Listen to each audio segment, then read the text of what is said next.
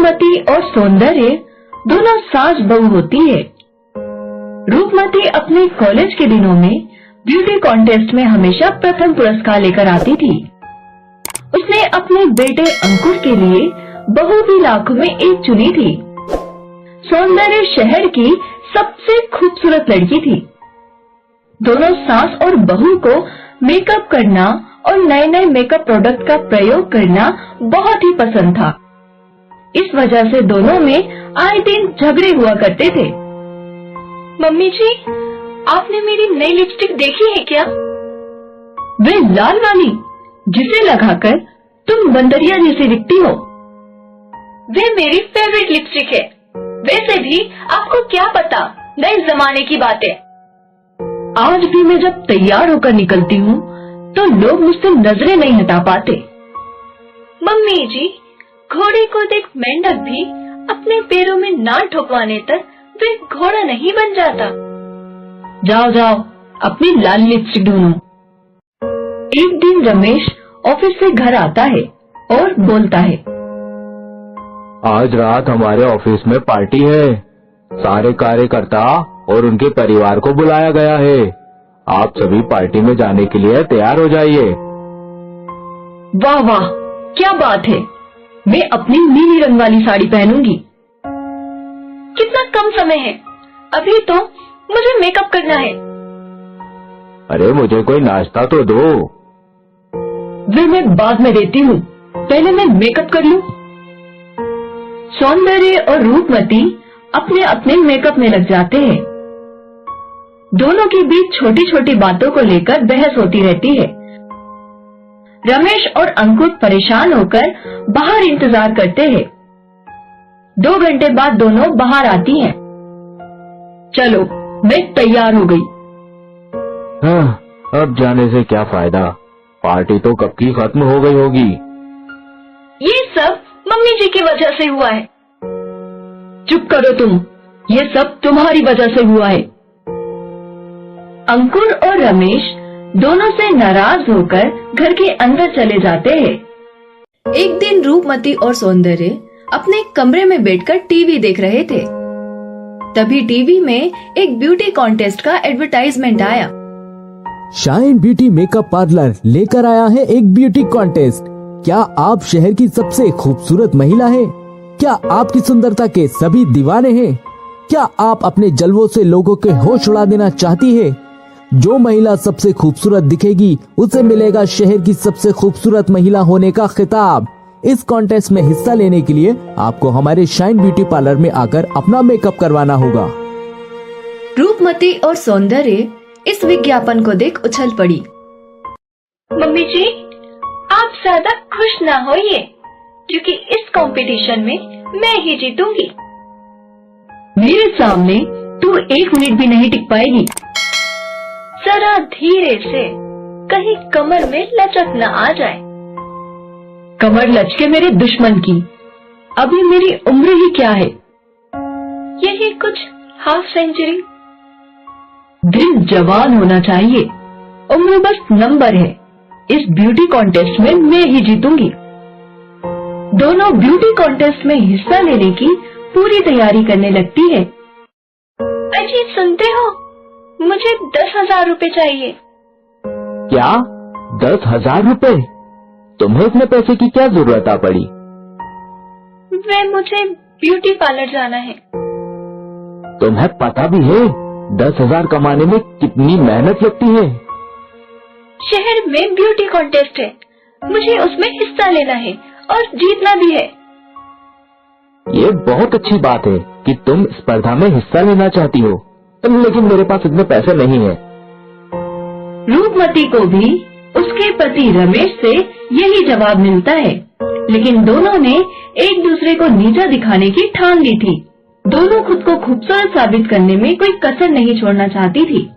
कुछ भी करके मुझे पैसों का इंतजाम करना होगा। तभी सौंदर्य की नजर उसके ड्रेसिंग टेबल पर रखे गहनों पर पड़ जाती है। अभी मैं इन गहनों को गिरवी रखकर पैसे ले लेती हूँ, बाद में छुड़वा लूंगी। सौंदर्य और रूपमती अपने गहने गिरवी रखकर पैसे ले लेते हैं। उन पैसों से शाइन ब्यूटी पार्लर में जाकर अपने मेकअप पर खर्च कर देते हैं। रमेश और अंकुर ये सब देख रहे होते हैं और इन दोनों को सबक सिखाने का ठान लेते हैं। एक रात जब सौंदर्य और रूपमती सो रहे होते हैं तो रमेश और अंकुर जाकर उनके चेहरे पर गोंद लगा देते हैं, जिससे चेहरे पर झुर्रियां बन जाती है। सुबह उठते ही सौंदर्य जोरों से चिल्लाती है, ये क्या कर दिया मेरे चेहरे पर? मेरा चेहरा झुर्रियों से भर गया है। मेरा भी, सब तुम्हारी गलती है। ना तो वे ब्यूटी कॉन्टेस्ट में हिस्सा लेने का सोचता, ना हमारे चेहरे की ये हालत होती। सौंदर्य और रूपमती जंगली बिल्लियों की तरह लड़ने लगे। तभी वहाँ रमेश और अंकुर आकर हंसने लगे। लड़ना बंद करो तुम दोनों के चेहरे पर गोंद हमने ही लगाया था। सुंदरता लोगों के चेहरे से नहीं बल्कि विचार, व्यवहार और कला से होती है। यह सब ब्यूटी प्रोडक्ट वाली कंपनियां और पार्लर ऐसी स्पर्धा इसलिए करवाते हैं क्योंकि लोग उनके प्रोडक्ट खरीदें। इसलिए यह सब लोगों को लुभाने के लिए और पैसे कमाने के लिए बेवकूफ बनाते हैं। खूबसूरत बनना ही है तो मन से बनो, बच्चों को शिक्षित करो, लोगों में जागरूकता फैलाओ और एक खूबसूरत समाज बनाने में अपना योगदान दो। आप दोनों सही कह रहे हैं। अब से हम समाज के लिए काम करेंगे। लेकिन ये हमारे चेहरे से गोंद तो हटाओ। सभी हंसने लगते हैं और दोनों के चेहरे से गोंद हटा देते हैं। रूपमती और सौंदर्य को समझ आ चुका था। उन्होंने उस दिन के बाद कभी भी मेकअप पर फिजूल खर्च नहीं किया और गांव-गांव जाकर बच्चों को पढ़ाने लगे, जिससे पूरे गांव में दोनों ने अपनी अलग अलग पहचान। लड़की देखने जा रहे थे। राहुल स्वभाव से बेहद ही शर्मीला था। बेटा राहुल, तुम्हें मोनालिसा से जो भी पूछना होगा पूछ लेना। आपको जैसा ठीक लगे। मैं कैसे? इस बीच संतोष, राहुल के पिता, राहुल की बात काटते हुए, यह क्या पूछेगा जो उधारी देने के बाद खुद के पैसे मांगने में भी शर्म आता है। मोहल्ले के बच्चे भी इससे नहीं डरते हैं। मैंने सुना है मोनालिसा बहुत ही खूबसूरत लड़की है। अगर ये हमारे घर की बहू बनती है तो पूरे मोहल्ले में हमारा खूब रोब होगा। सभी लड़की वालों के घर पहुंचते हैं। उनका वहाँ बहुत अच्छे से आदर सत्कार किया जाता है।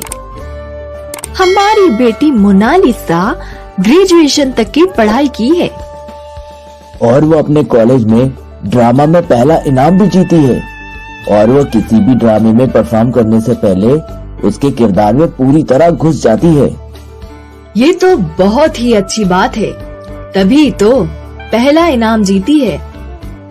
तभी मोनालिसा वहाँ जाती है और बिल्कुल वकील की तरह सुनवाई करते हुए, माय लॉर्ड, आज के जमाने में एक लड़की को अपना जीवन साथी चुनने का पूरा अधिकार है।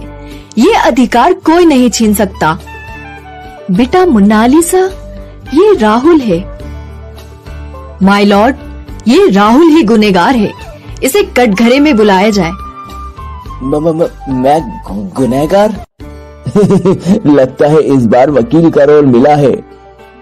इधर शीला और संतोष को लगता है ये हमारे राहुल से शादी नहीं करना चाहती है, इसलिए ड्रामा कर रही है। इसलिए शादी के लिए फौरन हाँ कर देते हैं। कुछ ही दिनों में राहुल और मोनालिसा की शादी हो जाती है और मोनालिसा बहू बनकर सुनीता के घर आ जाती है। कुछ दिन सब ठीक रहता है, लेकिन उसके बाद मोनालिसा को ड्रामा में जो भी रोल मिलता वे उस तरह बिहेव करने लग जाती है। गोपी बहू, ये सब्जी में नमक कम है। क्या वजह हो सकती है इसकी? क्या रसोड़े में नमक नहीं था, या आप चाहती है कि हम बिना नमक वाला खाना खाएं?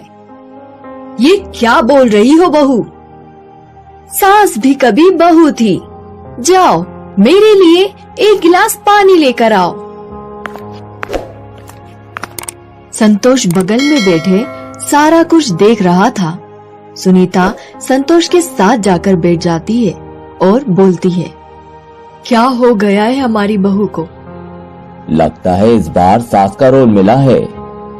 हे भगवान, ये तो मुसीबत की पुड़िया बन गई।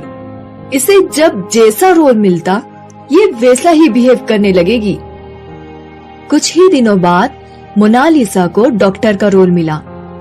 वे डॉक्टर जैसे कपड़े पहन घर में घूमने लगी और स्टेथोस्कोप लगाए सभी का इलाज करने लगी। उसी दिन घर में मीना मौसी बहू की मुंह दिखाई करने आई। अरे सुनीता, मैंने सुना है तेरी बहू चांद का टुकड़ा है। पूरे गांव में तेरी बहू की सुंदरता की चर्चा है। मैं भी तो देखूं जरा तेरी बहू को। हाँ मासी, हमें भी मिलवाओ अपनी बहू से। मौसी वो। तभी मोनालिसा वहाँ डॉक्टर के वेश में आ जाती है। अरे वाह सुनीता, तूने बताया नहीं, तेरी बहू डॉक्टर है। मौसी वो डॉक्टर? अरे हट, मैं अपने घुटनों का दर्द का इलाज उसी से पूछ लेती हूँ। हाँ जी, तो बताइए कब से आपको ये तकलीफ है? यही कुछ 8-10 महीनों से। मोनालिसा अपना स्टेथोस्कोप लगाए मौसी के पैर में कुछ देखती है और बोलती है, वाह बेटा, पढ़ी लिखी लगती हो। इलाज करते वक्त मुझे डिस्टर्ब मत कीजिए। तेरी बहू तो हीरा है, हीरा। हाँ वे तो है ही। ओ माय गॉड, ये तो बहुत खतरनाक बीमारी है। आपका पैर काटना पड़ सकता है। अरे सुनीता, ये तुम्हारी बहू क्या बोल रही है? मुझे बस जरा से सीढ़ियां चढ़ने में तकलीफ होती है, ये तो मेरा पैर ही काट के मानेगी। कहाँ से ले आई हो ऐसी पागल बहू? मीना मौसी वहाँ से फौरन निकल जाती है और दोबारा कभी नहीं आने का प्रण लेती है। चलो, ये तो अच्छा ही हुआ, वरना हर दूसरे महीने मीना मौसी 15 दिन के लिए अपना बोरिया बिस्तर हमारे घर में ही जमा लेती थी। लेकिन अब मोनालिसा का भी कुछ इलाज करना होगा। तभी सुनीता को एक तरकीब सूझी और वे मोनालिसा से बोली, बेटा, तेरे ड्रामा में मेरे लिए भी कोई रोल होगा तो बताना। मैं घर बैठे बैठे बोर हो जाती हूँ। इसी बहाने कुछ नया करने का मौका भी मिल जाएगा। हाँ मम्मी जी, एक नौकरानी का रोल है।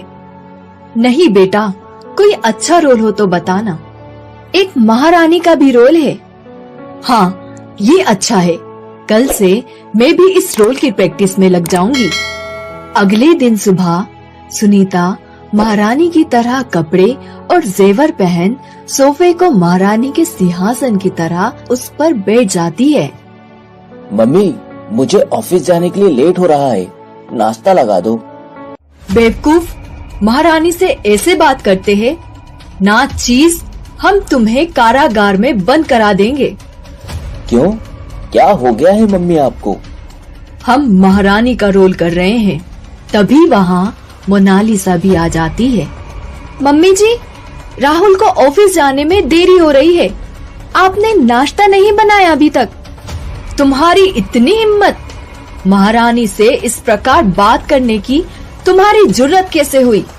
महारानी का हुक्म है, जल्दी से सारे घर की साफ सफाई करो और नाश्ता बनाओ, वरना तुम्हें 10 कोड़े मारने की सजा दी जाएगी। राहुल, मम्मी जी तो पूरा ड्रामे में घुस गई है। ड्रामा स्टेज पर होता है, घर पर नहीं। हाँ बेटा, मैं भी तुम्हें यही समझाती हूँ। ड्रामा स्टेज पर होता है, घर पर नहीं। उसकी प्रैक्टिस करना अच्छी बात है, इतनी भी नहीं कि दूसरों को तकलीफ हो। मुझे माफ कर दीजिए मम्मी जी, आज के बाद मैं कभी भी घर पर ड्रामे की प्रैक्टिस नहीं करूंगी और घर का सारा काम भी कर दूंगी। मोनालिसा ने आज के बाद घर पर कभी भी ड्रामा की प्रैक्टिस नहीं की और एक अच्छी बहू की तरह घर को संभालने लगी।